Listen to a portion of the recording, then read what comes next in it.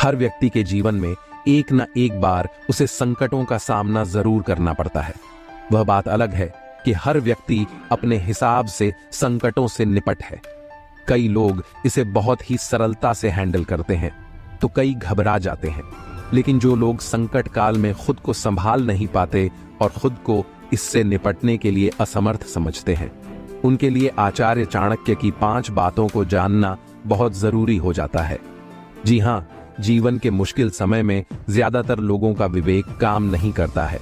इसी कारण व्यक्ति को कई तरह की हानि का सामना करना पड़ता है। वहीं आचार्य चाणक्य ने हर व्यक्ति के कठिन समय में काम आने वाली कई बातों को बताया है कि विपत्ति के समय व्यक्ति को क्या करना चाहिए और किन बातों का ध्यान रखना चाहिए। तो आइए जानते हैं कौन कौन सी हैं वह बातें। धैर्य से काम ले। चाणक्य नीति के अनुसार किसी भी मनुष्य को अपने विपरीत परिस्थिति में कभी भी धैर्य नहीं खोना चाहिए और हमेशा अपनी सोच सकारात्मक रखनी चाहिए। सबसे महत्वपूर्ण बात कि जैसी भी परिस्थिति हो उस समय धैर्य न खोए और शांति से अपना कार्य करते रहे और अपने अच्छे समय के आने का इंतजार करें। परिवार के सदस्यों की करें सुरक्षा। चाणक्य नीति के अनुसार संकट के समय परिवार के प्रति जिम्मेदारी निभाना इंसान का पहला कर्तव्य होना चाहिए। इसलिए जब भी परिस्थिति विपरीत हो, सबसे पहले अपने परिवार के सदस्यों की सुरक्षा का विशेष ध्यान रखें। संकट के समय अपने परिजनों का साथ निभाना चाहिए। धन की बचत का रखें ध्यान। व्यक्ति को हमेशा धन की बचत करनी चाहिए। कहा जाता है कि संकट के समय आपका सबसे बड़ा साथी धन ही होता है। जिस व्यक्ति के पास संकट के समय धन का अभाव होता है उसके लिए संकट से निकल पाना बहुत कठिन हो जाता है। बनाएं ठोस रणनीति। कोई भी व्यक्ति जब संकटों से घिरता है तो उसे एक ठोस रणनीति बनाने की जरूरत होती है, क्योंकि जब आपके पास संकट से बाहर निकलने के लिए एक रणनीति तैयार होती है तो वह समय बहुत ही सरलता से निपट जाता है। साथ ही व्यक्ति एक चरणबद्ध तरीके से कार्य भी करता है। पहले से तैयार रहे, सावधान। आचार्य चाणक्य के अनुसार जब किसी व्यक्ति पर मुसीबतें आती हैं तो उसे बहुत सावधान रहने की जरूरत होती है, क्योंकि संकट के समय उसके पास न तो पर्याप्त अवसर होते हैं और न ही चुनौतियों से निपटने के लिए कोई साधन। इसीलिए अपने आप को पहले से ही तैयार रखना चाहिए, क्योंकि जरा सी चूक बड़ा नुकसान पहुंचा सकती है। इसलिए पहले से सावधान रहना बहुत ही जरूरी है। यह 5 लोग कितने भी वफादार हो, धोखा अवश्य देते हैं। दोस्तों, जीवन में कई बार कुछ ऐसे लोगों हमारे जीवन में आते हैं और वफादारी दिखावा करके धोखा दे देते हैं। तो दोस्तों ध्यान रखें, ये 5 लोग कितने भी वफादार क्यों ना हो, लेकिन ये धोखा अवश्य देते हैं।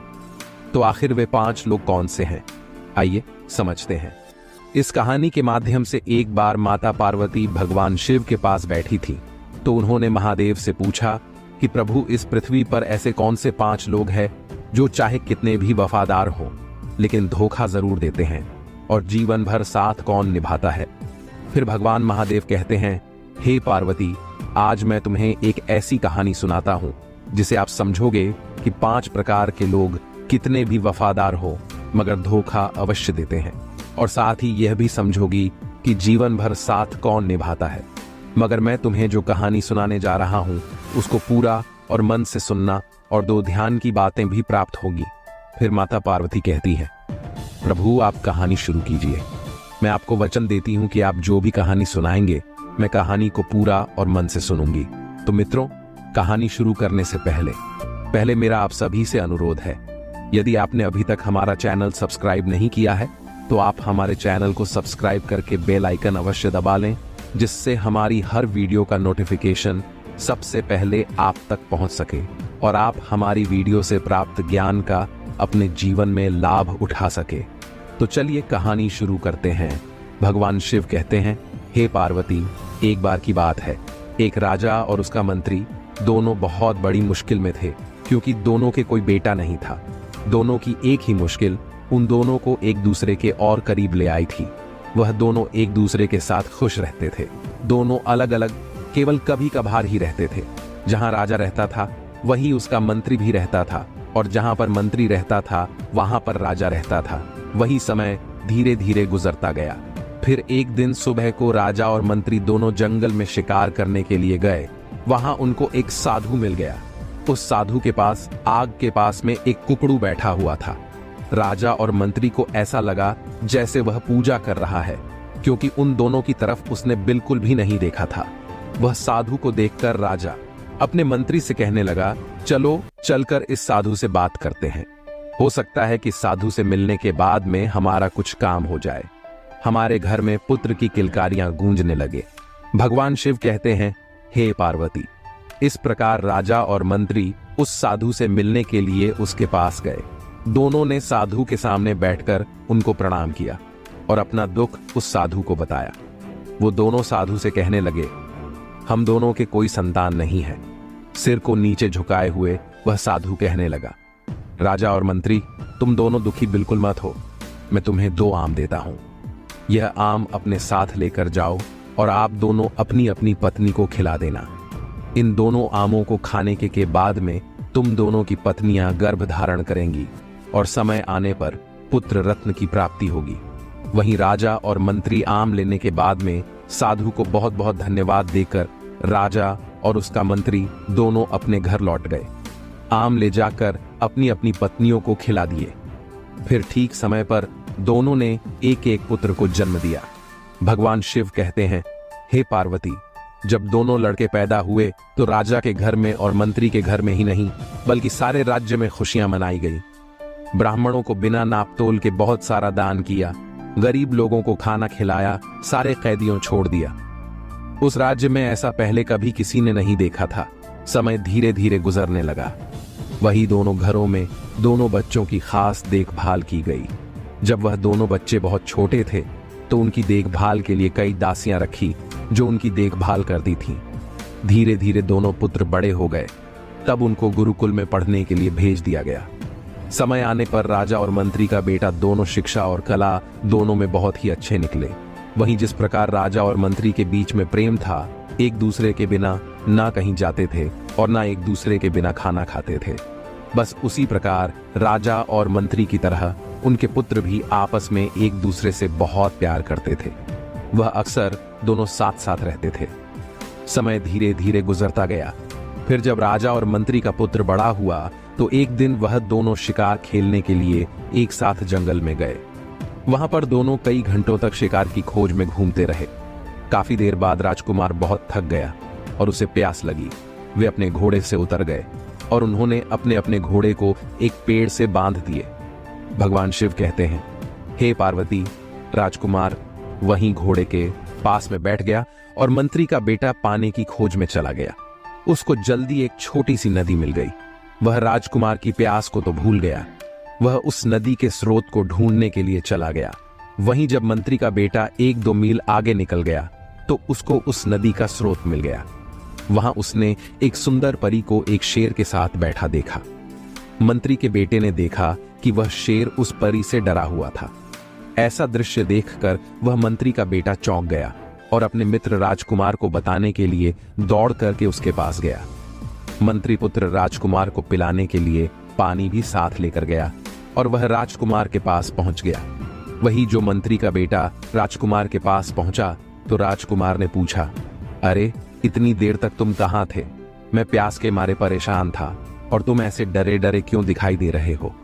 आखिरकार तुम्हें क्या हुआ है? भगवान शिव कहते हैं, हे पार्वती। फिर मंत्री का बेटा बोला, कुछ नहीं हुआ। तो राजकुमार बोला, तुम मुझसे से कुछ छुपा रहे हो। तुम्हारा चेहरा बता रहा है कि तुम्हारे साथ में कोई घटना अवश्य घटित हुई है। फिर तो राजकुमार की बात सुनकर मंत्री का बेटा कहने लगा कि मैंने एक सुंदर लड़की को देखा है। वह शेर के पास बैठी हुई थी और वह शेर उस लड़की से बहुत डरा हुआ था, क्योंकि उस लड़की की सुंदरता के जादू ने उस शेर को अपने बस कर लिया है। भगवान शिव कहते हैं, हे पार्वती। फिर उस मंत्री के लड़के की बात सुनकर वह राजकुमार कहने लगा, अगर वह लड़की इतनी सुंदर है तो मैं भी ऐसी लड़की को देखना चाहता हूं। तुम एक काम करो, मुझे उस लड़की के पास अभी लेकर चलो। वहीं मंत्री का बेटा एकदम से राजी हो गया और फिर दोनों उस लड़की की तरफ चल दिए। फिर नदी के स्रोत के पास जाकर उन दोनों ने देखा कि शेर उस परी की गोद में सिर रखकर सो रहा है। तो मंत्री का बेटा बोला, तुम डरो मत, जब तक शेर सोया हुआ है तब तक हम उतनी देर में उस लड़की को पकड़ लेते हैं। वह दोनों उस लड़की के और करीब चले गए। वहीं मंत्री के बेटे ने शेर का सिर उठाया और उसे जमीन पर लिटा दिया, जबकि राजकुमार ने उस लड़की को पकड़ा, क्योंकि वह उस लड़की पर मोहित हो गया था और उसको साथ लेकर वहां से चल दिया। अपने मित्र मंत्री के बेटे से कहा, मैं इस परी को लेकर जा रहा हूं, तुम मेरा पीछा मत करना। भगवान शिव कहते हैं, पार्वती। फिर जब शेर जगता है तो वहां पर मंत्री के बेटे के अलावा किसी और को ना दे देखकर कहता है, वह परी कहां गई? तो मंत्री का बेटा कहता है, मेरा दोस्त उस परी को लेकर गया। तो शेर बोला, तुम्हारा दोस्त? तुम उसको अपना दोस्त कहते हो, जो परी को लेकर के चला गया और तुमको मरने के लिए मेरे पास में छोड़ गया है। वह तुम्हारा मित्र नहीं, वह तुम्हारा सबसे बड़ा दुश्मन है। हमेशा ध्यान रखना, कभी भी कोई सच्चा दोस्त इस तरीके से अपने दोस्त के साथ ऐसा नहीं करता है जैसे तुम्हारे दोस्त राजकुमार ने तुम्हारे साथ में किया है। स्वयं तो परी को लेकर चला गया और तुम्हें मेरे पास में मरने के लिए छोड़ गया। वह तुम्हारा दोस्त नहीं बल्कि दुश्मन है।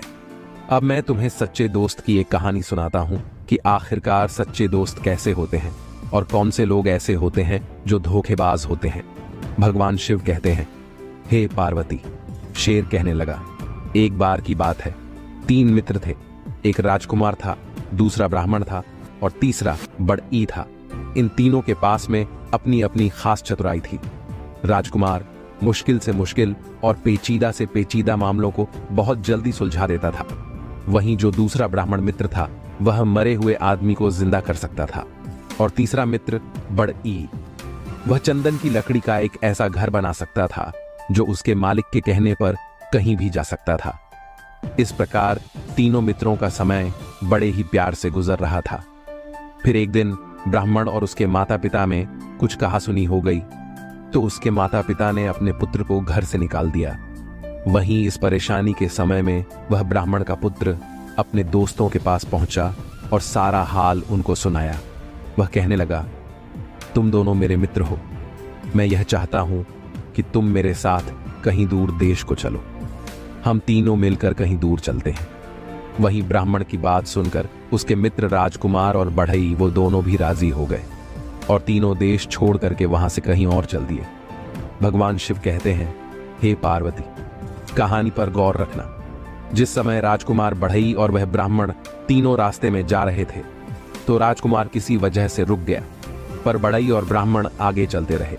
वहीं कुछ देर बाद राजकुमार जल्दी जल्दी आगे चला ताकि वह अपने दोस्तों को पकड़ सके, पर बदनसीबी से वह दूसरे रास्ते पर चले गए और अपने मित्रों को पकड़ नहीं सका।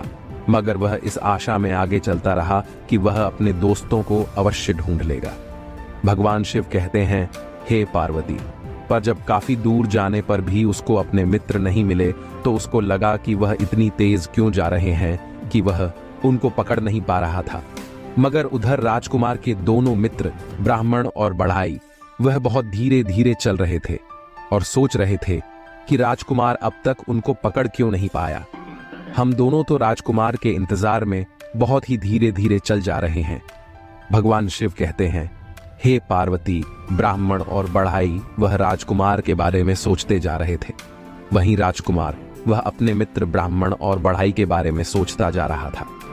आखिरकार एक दूसरे की मुलाकात अब कहां पर और कैसे होगी।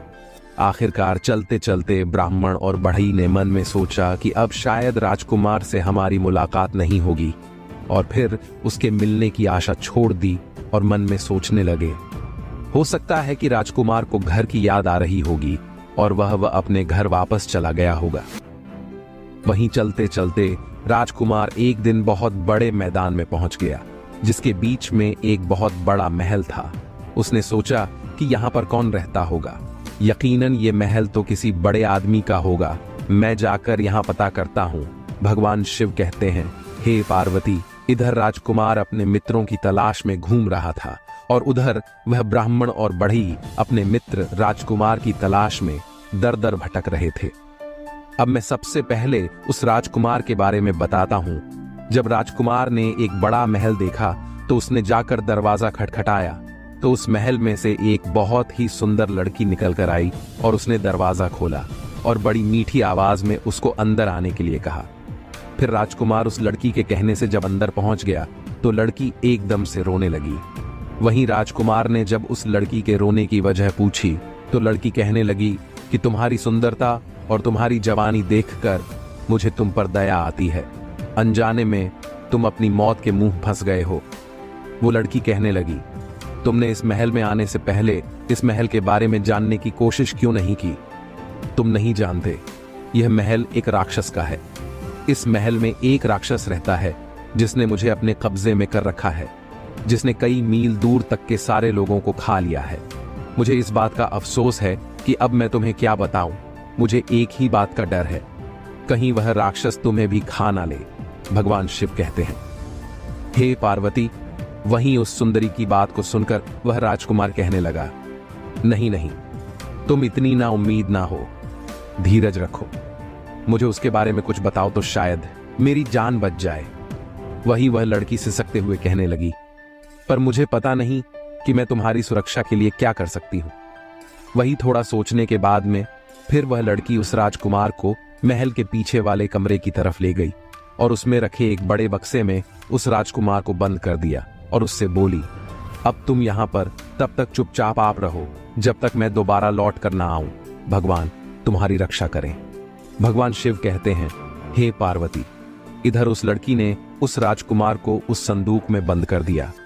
वहीं शाम को जब राक्षस उस महल में लौटा तो उसकी तेज सूंघने की ताकत से उस यह आभास हो गया कि कहीं ना कहीं कोई आदमी मौजूद है। फिर उसने उस लड़की से पूछा, क्या तुम्हारे अलावा इस महल में कोई और भी व्यक्ति है? वो कौन है? जल्दी से मुझे बताओ, मुझे बहुत जोर की भूख लगी है। भगवान शिव कहते हैं, हे पार्वती।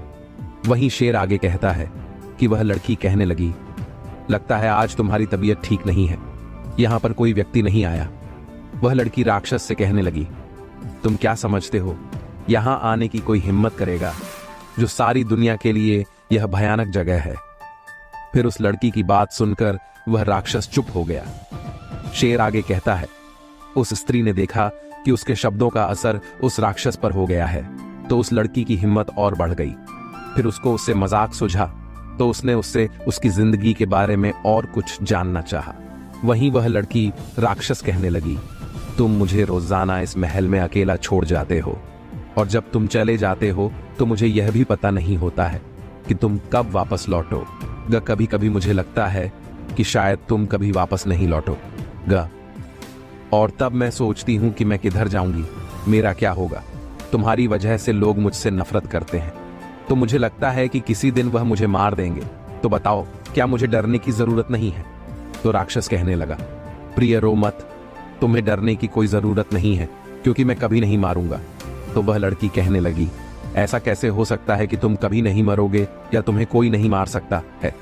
तो वह राक्षस अपने गुप्त राज्य को बताते हुए उस लड़की से कहने लगा, देखो, महल के सामने एक खंभा है, मेरे प्राण उस खंभे में बसे हुए हैं। जब तक यह खंभा नहीं टूटेगा तब तक मैं नहीं मर सकता हूं, मुझे कोई नहीं मार सकता है। पर इस बात को मेरे अलावा कोई नहीं जानता कि मेरे प्राण इस खंभे में हैं। इस खंभे के टूटने से ही मेरी मौत हो सकती है।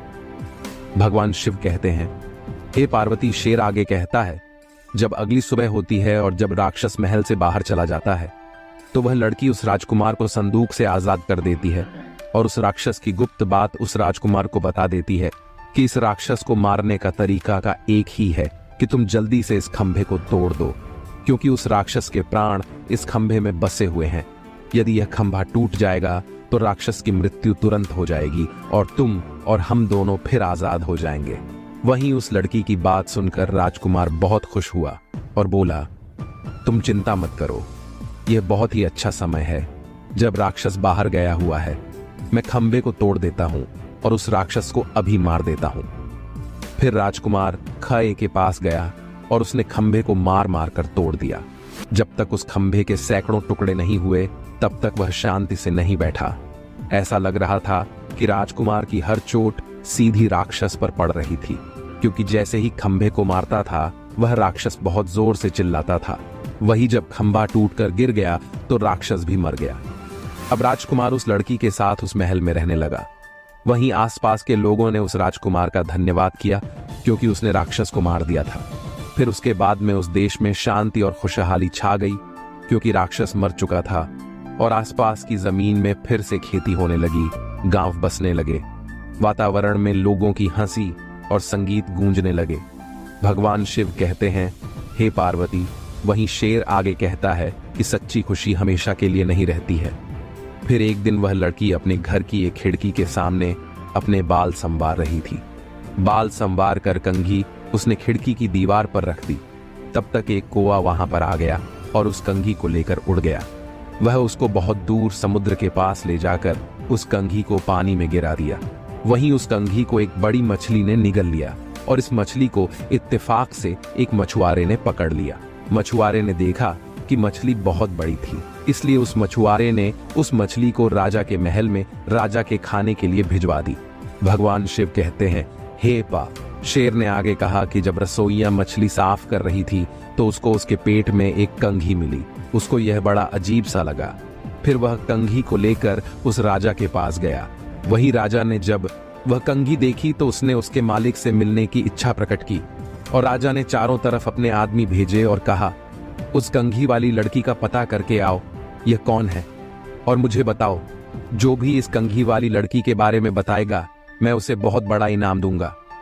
भगवान शिव कहते हैं, पार्वती। शेर आगे कहता है कि कुछ समय बाद में एक स्त्री मिली जिसने कहा कि वह उस कंघी को पहचानती है और उसने यह भी वादा किया कि वह उस कंघी की मालकिन से राजा को मिलवा देगी, क्योंकि वह स्त्री उस राजकुमार की पत्नी के बारे में जानती थी कि ऐसी कंघी उस राजकुमार की पत्नी इस्तेमाल करती है। और फिर वह स्त्री राजकुमार की पत्नी से मिली और बहुत जल्दी राजकुमार के परिवार में घुल मिल गई।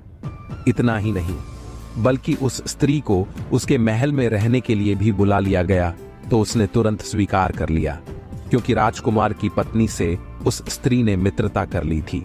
फिर राजकुमार की पत्नी ने कहा कि तुम हमारी मित्र हो, तुम हमारे घर पर रहो। भगवान शिव कहते हैं, हे पार्वती। शेर आगे कहता है कि वह स्त्री मन में सोचने लगी कि जब तक राजकुमार जिंदा है तब तक वह अपने उद्देश्य में सफल नहीं हो सकती है।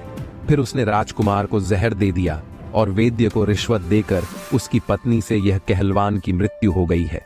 वहीं राजकुमार की पत्नी तो राजकुमार की मौत पर बहुत दुखी हुई और बहुत रोई। उसके इतना दुखी होने पर लोगों को लगा कि अब तो यह मर ही जाएगी, पर उसने उसकी लाश को नहीं छोड़ा। उसने उसको एक मजबूत बक्से में बंद करके अपने कमरे में रख लिया और उस लाश के सहारे रहने लगी। भगवान शिव कहते हैं, हे पार्वती। एक दिन उस राजकुमारी को एक बात याद आती है जो उसके पति राजकुमार ने उसे बताई थी। उसने कहा था कि मेरे 2 मित्र ऐसे हैं जिनकी मैं खोज कर रहा था। आज मैं तुम्हें के बारे में बताता हूं कि मेरे दोनों मित्रों के अंदर एक ऐसी कला है कि एक मित्र तो ऐसा है कि मरे हुए व्यक्ति को जीवित कर सकता है और दूसरा मित्र ऐसा है, वह ऐसा मकान बना सकता है जिसको आज्ञा देते ही वह कहीं भी उनके साथ जा सकता है। भगवान शिव कहते हैं, हे पार्वती। वही शेर आगे कहता है, फिर तो उस राजकुमारी को आशा जगने लगी और मन में सोचने लगी कि मैं अपने पति राजकुमार के उन दोनों मित्र जो ब्राह्मण और बढ़ई को अवश्य ढूंढ के रहूंगी, जिससे मेरे पति को वह जिंदा कर सके। और फिर वहां से वह राजकुमारी अपने पति राजकुमार के दोनों मित्र ब्राह्मण और बढ़ई को ढूंढने के लिए वहां से निकल पड़ती हैं। राजा द्वारा भेजी गई स्त्री को जैसे ही मौका मिलता है वह उस राजकुमारी से कहने लगती है, तुम इस महल को छोड़ दो और हमारे साथ चलो, तुम्हारी सब समस्या का समाधान हो जाएगा और तुम्हें शांति मिलेगी। फिर तो राजा के द्वारा भेजी हुई स्त्री की बात सुनकर राजकुमारी उसकी बात मान ले है। वह राजी हो जाती है और उसके साथ चली जाती है। भगवान शिव कहते हैं, हे पार्वती। अपने घर आते ही राजा के द्वारा भेजी हुई स्त्री ने राजा को खबर भिजवा दी कि वह अपने उद्देश्य में सफल हो गई है। फिर राजा उस राजकुमारी से मिलने के लिए आया और उस राजकुमारी को जबरदस्ती अपने महल में ले गया और उस राजकुमारी से राजा ने प्रार्थना की कि वह उसके साथ में उसकी रानी बनकर रहे। वहीं राजा की बात सुनकर उस लड़की ने कहा कि मैं तुम्हारे साथ शादी तो कर लूंगी, पर मुझे 6 महीने का समय चाहिए, क्योंकि मुझे पंडित ने ऐसा कहा है कि 6 महीने से पहले तुम्हारे लिए शादी करना अशुभ है। इसीलिए आप मुझे 6 महीने का समय दे दो, उसके बाद में मैं तुम्हारी रानी बनकर रहूंगी। वहीं राजा उस राजकुमारी की बात सुनकर बहुत खुश होता है और उस दिन का इंतजार करने लगता है कि 6 महीने पूरे हो जाएं। और वह राजकुमारी को अपनी रानी बनाकर अपने महल में रख सके। भगवान शिव कहते हैं, हे पार्वती, उस राजकुमारी के लिए एक छोटा सा महल सड़क के किनारे बनवा दिया। वहीं इस महल में वह राजकुमारी अकेली रहती थी। इसी बीच वह राजकुमारी भगवान से हमेशा प्रार्थना करती थी कि उसके पति राजकुमार, जिसकी मृत्यु हो गई थी और उसकी लाश को उसने संदूक के अंदर बंद कर दिया था, उसके 2 मित्र थे, एक बढ़ई और एक ब्राह्मण। भगवान से हर रोज यही प्रार्थना करती थी कि मेरे पति राजकुमार के दोनों मित्र ब्राह्मण और बढ़ई से उसकी मुलाकात हो जाए, जिससे वह अपने पति के मित्रों द्वारा अपने पति राजकुमार को जीवित कर सके और राजा से शादी करने से बच जाए। भगवान शिव कहते हैं, हे पार्वती, शेर आगे कहता है, फिर वह राजकुमारी हर जगह पर पूछताछ करती थी कि उसके पति के दोनों मित्र किसी ने देखे हो, और हमेशा अपनी निगाहें महल की खिड़की पर ही रखती थी ताकि उसके पति के दोनों मित्र ब्राह्मण और बढ़ई यदि कभी उस रास्ते से होकर गुजरे तो उसकी मुलाकात हो जाए। वही समय धीरे धीरे गुजरता गया और 6 महीने पूरे होने में भी कुछ ही दिन बाकी रह गए। तभी एक दिन उस राजकुमारी ने 2 आदमी अपने घर की तरफ आते हुए देखे और उनसे पूछा कि आप लोग कौन हैं और कहां से आए हैं। तो वह दोनों व्यक्ति कहने लगे, हम लोग यात्री हैं और काफी यात्रा करने के बाद यहां तक पहुंचे हैं। हम तुम्हें अपनी पीड़ा क्या बताएं। हमारा एक मित्र राजकुमार था जो कहीं पर खो गया है। हम दोनों उसी को ढूंढते घूम रहे हैं।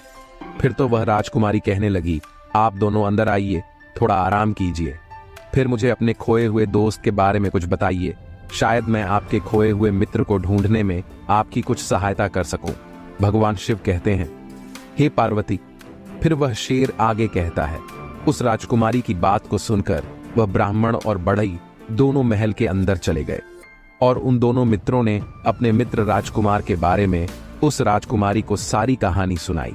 तो वह समझ गई कि यह दोनों यात्री मेरे पति के मित्र हैं, जिनमें से एक ब्राह्मण है और दूसरा बढ़ई है।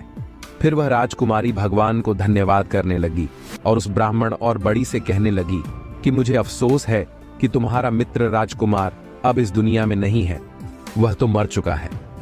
फिर उस राजकुमारी की बात सुनकर वह ब्राह्मण कहने लगा, आप उसकी चिंता ना करें, मैं अपने मित्र राजकुमार को जिंदा कर दूंगा।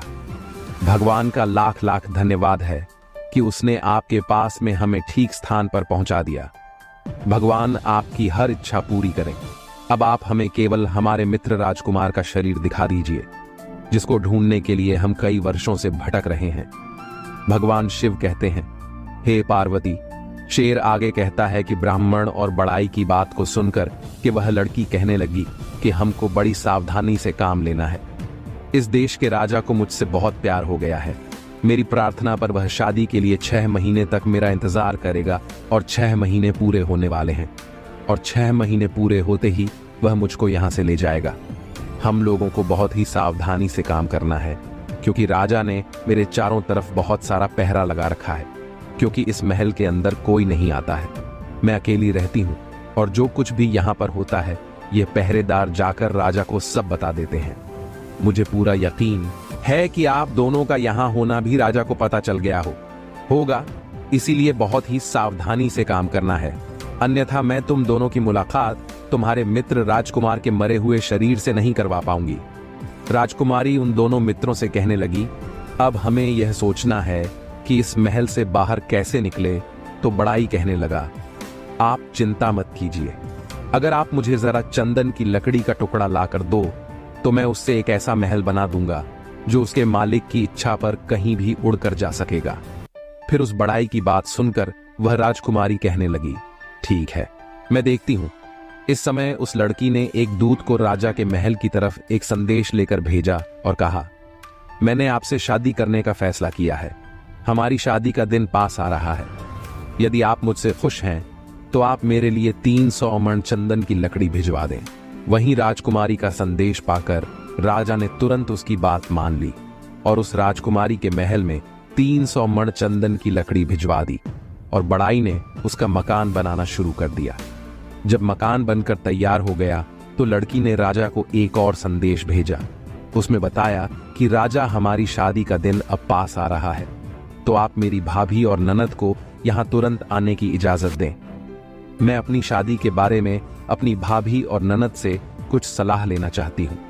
राजकुमारी की प्रार्थना मान ली और जैसे ही वह दोनों स्त्रियां उस लड़की के पास में चंदन के मकान में पहुंची, वैसे ही बढ़ाई ने उस मकान को राक्षस के मकान के पास जाने के लिए कहा तो मकान उड़कर उस राक्षस के महल के पास पहुंच गया, जहां पर बंद संदूक में राजकुमार का मृतक शरीर सुरक्षित था। भगवान शिव कहते हैं, हे पार्वती। शेर आगे कहता है कि जैसे ही राजकुमारी ब्राह्मण को राजकुमार की लाश के पास ले गई और ब्राह्मण ने जैसे ही अपने मित्र की लाश को छुआ, वैसे ही वह राजकुमार जिंदा हो गया और फिर सब लोगों में खुशी की लहर दौड़ गई। वहीं राजकुमार की शादी उस राजकुमारी से कर दी गई। बाद में पता चला कि वह तो उस समय के एक बहुत बड़े ताकतवर राजा की बेटी थी। वहीं राजकुमार के दोनों मित्र बड़ और ब्राह्मण उनकी शादी भी राजकुमारी की ननंद और भाभी से करवा दी। इस प्रकार सभी लोग राक्षस के महल में बहुत दिनों तक खुशी खुशी रहने लगे। फिर अंत में शेर ने अपनी कहानी खत्म करते हुए मंत्री के बेटे से कहा, जैसे वह ब्राह्मण और बढ़ई उस राजकुमार के मित्र थे, वैसे ही सच्चे मित्र हो हैं। और तुम अपने साथी राजकुमार की तो बात मत करो, जो खुद तो परी को लेकर चला गया और तुमको मेरे पास में मरने के लिए छोड़ गया। वहीं शेर अंत में उस मंत्री के बेटे से कहने लगा, हमेशा जीवन में ध्यान रखना, इस संसार में 5 प्रकार के ऐसे मित्र भी होते हैं जो वफादार होते हुए भी धोखा अवश्य देते हैं। फिर वह मंत्री पूछने लगा, आप मुझे अवश्य बताइए, ऐसे कौन से 5 मित्र होते हैं जो वफादार होने पर भी धोखा अवश्य देते हैं?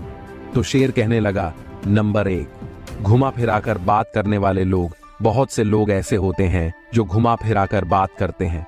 ऐसे लोगों के मन में चोर होता है। ऐसे लोगों पर भरोसा करना आपको मुश्किल में डाल सकता है, इसलिए ऐसे मित्रों से हमेशा दूरी बनाकर रखनी चाहिए। नंबर 2, बहानेबाज लोग। कुछ लोग ऐसे होते हैं जो खुद का काम निकलने के बाद आपको नजरअंदाज कर देते हैं। जैसे आपका मित्र उस परी को लेकर चला गया और आपको नजरअंदाज कर दिया। ऐसे लोगों से जब आप मदद मांगते हैं और उम्मीद करते हैं तो ऐसे मित्र हमेशा धोखा देते हैं। ऐसे लोगों से हमेशा पीछा छुड़ाने में ही भलाई है। ऐसे मित्रों से हमेशा बचकर रहना चाहिए। नंबर 3, समय पर काम आने वाले लोग। व्यक्ति को जब सबसे ज्यादा मित्र की जरूरत होती है और तब वह मित्र आपका साथ ना दे तो समझ लो वह आपका शुभ चिंतक नहीं है और ऐसा मित्र कभी भी आपको मुसीबत में डाल सकता है। ऐसा मित्र हमेशा केवल अपने बारे में सोचता है, जैसा कि आपका मित्र राजकुमार ने सोचा। इसीलिए समझदारी इसी में है कि ऐसे मित्रों से दूरी बनाकर रखनी चाहिए जो समय पर काम ना आए। नंबर 4, झूठ बोलने वाले लोग। झूठ बोलने वाला व्यक्ति अक्सर अपने मुंह को छुपाता है, आंखों में आंखें डालकर बात नहीं करता है, और जब आप उसकी आंखों में आंखें डालकर बात करते हैं तो उसकी आंखों के अंदर गहराई रहती है।